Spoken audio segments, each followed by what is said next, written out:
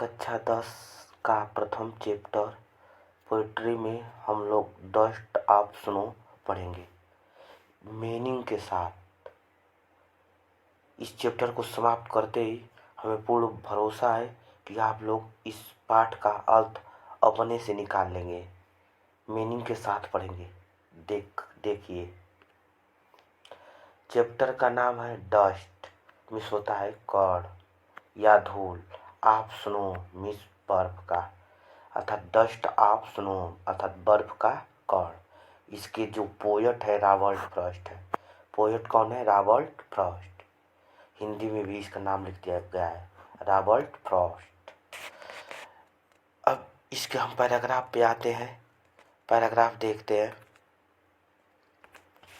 देखो पैराग्राफ में है द वे, देखो यहाँ से द वे, जिस तरह, अ क्रो एक कौवा, जिस तरह एक कौवा, सुक डाउन गिरा दे, ऑन मी मुझ पर, जिस तरह एक कौवा मुझ पर गिरा दी। अब कौवा ने क्या गिराया है आगे देखा जाए। द डस्ट अर्थात कण, ऑफ स्नो अर्थात बर्फ की, जिस तरह एक कौवा मुझ पर गिरा दी बर्फ की कण। अब बर्फ की कण देखा जाए। देखो बर्फ की कण कहाँ से गिराया है? फ्राम से, अ हेमलॉक ट्री धतूरे के पेड़ से या जहरीले पेड़ से। हेमलॉक ट्री में होता है धतूरे का पेड़ या जहरीला पेड़। तो इसका अर्थ पूरा हो गया। जिस तरह से एक कौवा मुझ पर गिरा दी डस्ट ऑफ स्नो अर्थात बर्फ की कण, फ्राम मिस से, अ हेमलॉक ट्री धतूरे के पेड़ से। इसमें कवि कहीं जा रहा है और वह सैड है। तो सैड है तो जा रहा है, तो उसके ऊपर एक कौवा है बर्फ की कण को गिरा दे रहा है, जिसे फोटो में देखा गया है। जैसे कि आप लोग फोटो में देख सकते हैं। देखो जैसे यहाँ पे है कौवा बैठा, आप बोलेगा तो गिरेगा ही। इसको देख सकते हो। देखो यहाँ पे कौवा बैठा है और जो बैठा है अब गिरवे करेगा इधर। चलो इस दूसरे का फोटो को देख लेते हैं। देखो जैसे यहाँ पे हम कौवा को देखते हैं। देखो यह कौवा है और फिर नीचे कवि है, कवि पे गिर रहा है। ठीक, अब आ जाओ जो बचा है शेष पढ़ लेगा।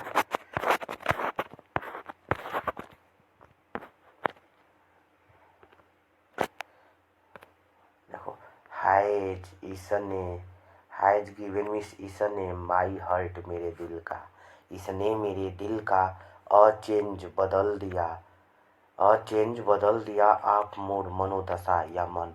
इसने मेरे दिल का मनोदशा बदल दिया। जो कौवा है डस्ट ऑफ स्नो जो गिरा दिया है, बर्फ का कण गिराया है धतूरे के पेड़ से, इससे मेरे दिल का मनोदशा बदल गया, जो कवि ये बता रहा है। और देखो नीचे बचा है एंड, एंड और सेव्ड बचा लिया, सम पार्ट कुछ हिस्सा, और कुछ हिस्सा बचा लिया। किसका कुछ हिस्सा बचाया? देखो आप डे एक दिन का, आई हैड रीड जिस पर मुझे पछतावा था। यह चैप्टर यहीं पे शुरुआत हुआ है। इस चैप्टर को आप लोग बैक करके पढ़ लेना धीमे धीमे। एक बार फास्ट पढ़ देते हैं हम लोग। देखो द वे, जिस तरह, अक्रो एक कौवा, सुक डाउन गिरा दी, सुक डाउन, देखो सुक डाउन गिरा दी, ऑन मी मुझ पर, द डस्ट ऑफ स्नो बर्फ की कण, जिस तरह एक कौवा मुझ पर गिरा दी बर्फ की कण, फ्राम मिस से, अ हेमलॉक ट्री धतूरे के पेड़ से, धतूरे के पेड़ से जिस तरह एक कौवा मुझ पर गिरा दी। देखो गिरा दिया तो क्या हुआ है? हाइज गिवेन इसने माई हार्ट मेरे दिल का चेंज बदल दिया आप मूड मनोदशा, इसने मेरे दिल का मनोदशा बदल दिया। कभी दुख था भूल गया है बात को। देखो अब अगला एंड एंड और सैब्ड बचा लिया, सम पार्ट कुछ हिस्सा और कुछ हिस्सा बचा लिया। आप डे एक दिन का आई अड्रू जिस पर मुझे पछतावा था। इस चैप्टर को यहीं समाप्त करते हैं। इसका 3D वीडियो चाहो तो तुम लोग देख सकते हो, लगा दे रहे हैं। देखो इसका 3D वीडियो तुम लोग को लगा रहे हैं, देख लेना। की पोयम डस्ट ऑफ स्नो के बारे में देखने जा रहे हैं, जिसे रॉबर्ट फ्रॉस्टी ने लिखा है। ठंड के मौसम में हर तरफ स्नोफॉल हो रहा था। पेड़ और जमीन बर्फ से ढक चुके थे। पोएट का मूड खराब था और वह बहुत दुखी था। उसका दिन लगभग वेस्ट हो चुका था। जब वह बर्फ से ढके एक हेमलॉक ट्री के नीचे खड़ा होता है, तब वहां एक कौवा आकर बैठ जाता है। उसके कारण पोएट के शोल्डर पर स्नो डस्ट गिर जाती है। क्रो को अशुभ माना जाता है और हेमलॉक ट्री सफेद फूलों वाला जहरीला पेड़ होता है, इसलिए दोनों ही चीजें बुरी मानी जाती है। लेकिन पोएट के ऊपर गिरी बर्फ उसका मूड चेंज कर देती है और वह खुश हो जाता है और यह सोचता है कि अभी भी